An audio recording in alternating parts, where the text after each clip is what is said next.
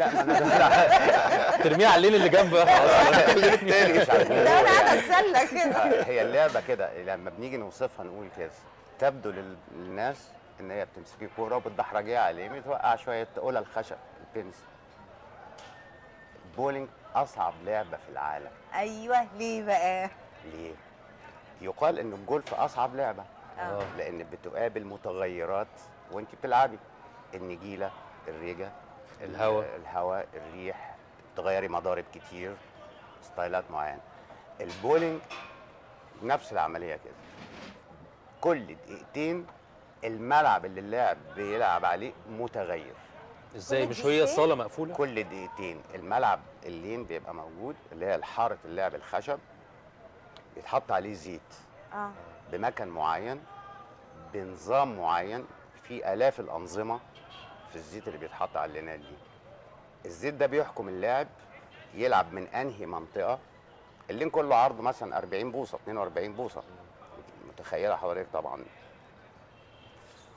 في سلايدز بورد عليه لها أرقام، اللاعب بيشوف الزوايا اللي بيلعب بيها بالأرقام. اللين ده بيتغير باستمرار، لازم اللاعب يعمل ادجاست كل بالظبط رميتين او ثلاثه، يا بيغير سرعه الكوره، يا بيغير الكوره، يا بيغير مكان وقوفه، يا بيغير التارجت اللي بيلعب عليه، يا بيغير السبيد بتاعت الكوره. هو احنا دايما بنلعب بنفس الكوره ولا الكوره متغيره على حسب اللاعب المفروض في البطوله بيشترك ب6 7 8 كور.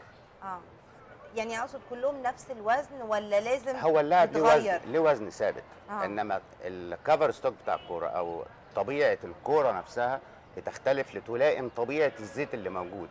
كرة الزيت طويل، الزيت قصير، طول اللين طوله مثلا 60 فيت، فبيبقى 40 فيت 37 قدم، 42 قدم، 35 قدم، طبقات الزيت. هنا في زيت كتير، هنا ما فيش زيت. كل كوره بتلائم. هو الزيت ده محطوط عشان لتصعيب الامور للاعب ولا ليها هدف اخر يعني؟ الزيت بيتحط لطريق لسببين اساسيين في رياضه البول. اول حاجه حمايه اللين، لان اللين خشب لما الكره بتترمي درجه الحراره بتاعه الامباكت بتاعه الاصطدام بتاع الكوره مع الارض تبقى عاليه قوي فبتحرق الخشب من درجه الحراره. التاني حاجه لتصعيب اللعبه، يعني عشان تبين يبقى فيها نوع من الاثاره. والكره يعني لازم تبقى موزونه، ليها وزن مش وزن كلي، موزونه. يعني لو تخيلنا شكل الكوره كده بيبقى فيها اوزان من الجنب واوزان من هنا واوزان من التوب والبطم والحاجات دي كلها لازم تبقى ليجل. يعني بنوزن الكوره بميزان معين عشان الكوره اللاعب تبان امكانياته في لف الكوره. وكل لاعب بيختلف في الستايل بتاعه عن اللاعب تاني، مش كلها زي بعض، واللي يصلح لاحمد ما يصلحش لاسلام. طب انا عايزه اسال احمد واسلام، اصعب ماتش لعبتوه هي اسمها ماتش يعني ولا جوله بقى ولا ايه؟ اصعب جوله خدتوها في البولينج؟ اصعب جوله كانت بطوله العالم، يعني كان فيها منافسه جامده عشان معانا ناس من كوريا اللي هم ابطال العالم هم والامريكان. يعني كان حسينا بضغط جامد عشان لازم نتدرب على يعني تعرفي تتحكمي في اعصابك. فبس يعني بس اكيد اتعلمتوا منهم حاجه. خبره. بالظبط، اكتسبنا خبره.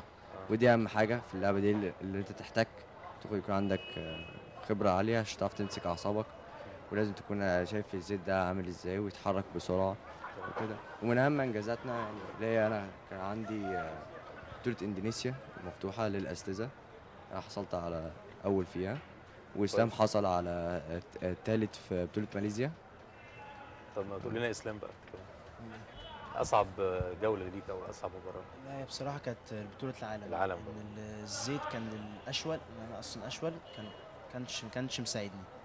يعني احنا الفرقه في بطوله العالم يعني تعبنا في البطوله، لان هو اللين يعني في البطولات الاساسيه بيخلوا الزيت يبقى صعب شويه لان ما يبقى فيه منافسه اكتر. عشان منافسه صح. فاحنا عملنا قدر ما نقدر في البطوله، بس ربنا ما وفقناش لان احنا كان الزيت ما كانش ملائم لينا. بس ده بيجي يعني بالخبره بقى والتدريب. هي بتيجي بالخبره. هي اصعب بطوله بعد اذنك يا دكتور احمد. اتفضل. اخر بطوله العربيه دي اخر بطوله، يعني انا بصفه عامه اصعب بطوله بتبقى اخر بطوله اللاعب لعبها. هم في الدبل كنا التانيين، وبعدين وصلنا الرابعين، وفي جيم واحد وكانت قطر اللي سبقانا. لعبوا جيم زي الوحوش بصراحه، يعني كان هزمنا قطر يعني؟ يعني خدناها من قطر. خدناها من قطر في اخر جيم. الحمد لله. في اخر جيم تخطيناها. كان الكويت كانت هي خلاص احتفظت بالذهب لان كان الفرق كبير شويه، فاحنا كنا بنتنافس ما بين الثاني والثالث في اخر جيم.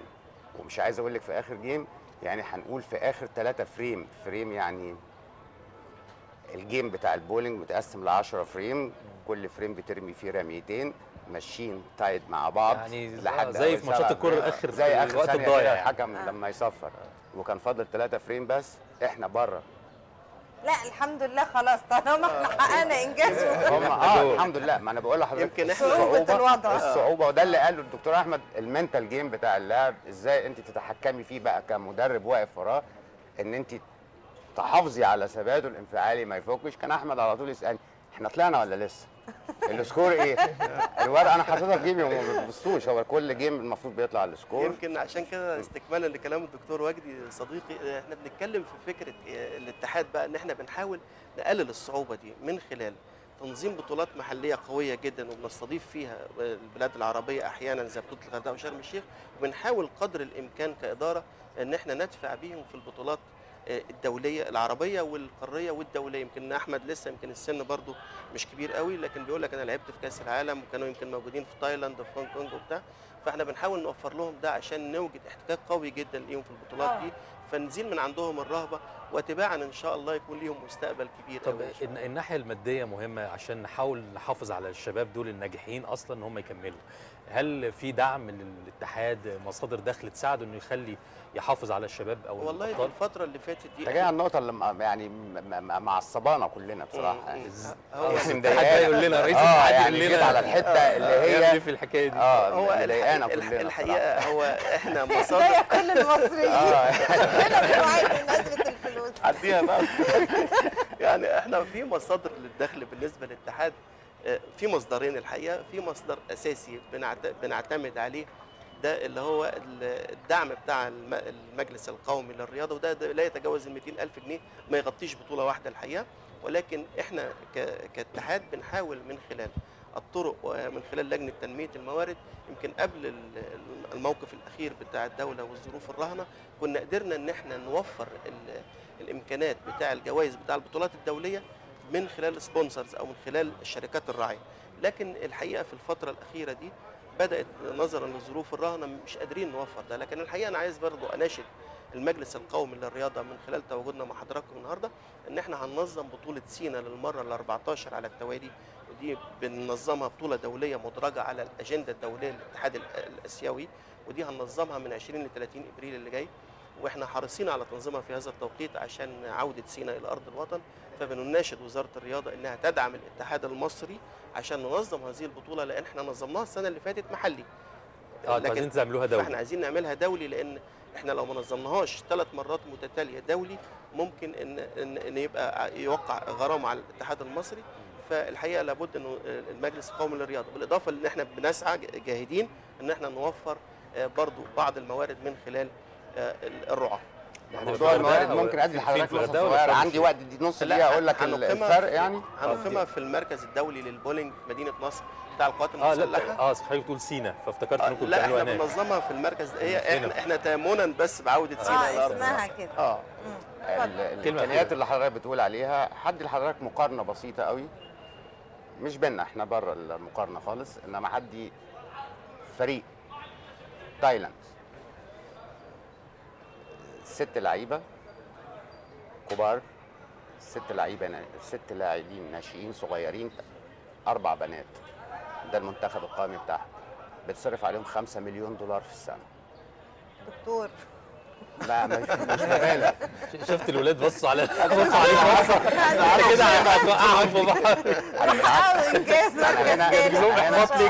انا هنا يعني بحاول اوضح، لما احمد واسلام يجيبوا ميداليه في بطوله قويه يبقوا دول ممكن يجي منهم ايه طبعا اكيد لما يتوفر لهم.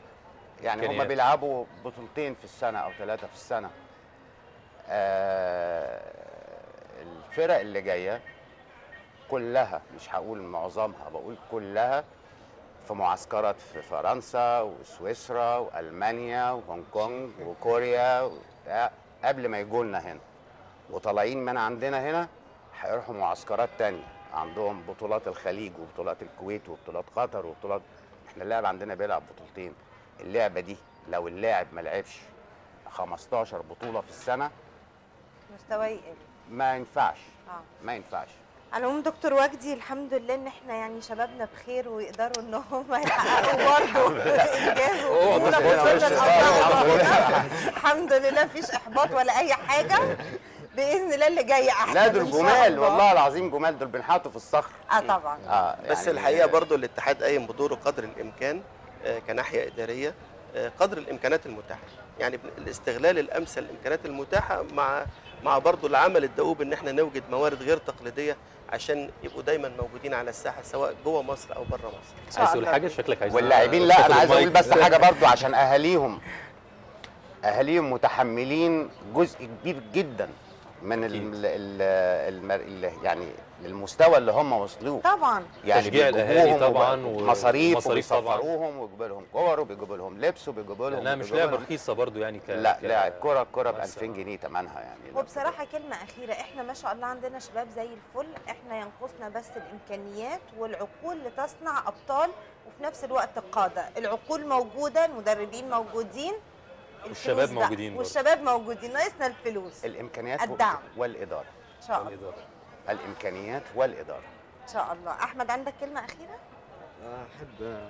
احب احمد ربنا وفضل الله ثم دكتور وجدي على الميداليه، يعني الحمد لله. دكتور وجدي بس لولا مساعده الدكتور وجدي كناش هنجيب الميداليه خالص. لا ان شاء الله بالتوفيق دايما. دكتور وجدي وفقنا الحمد لله. شكرا ليكم واهلا بيكم معانا في سنه. شكرا. هنطلع لفاصل مع حضراتكم ونرجع مرة تانية مع التأمينات والمعاش.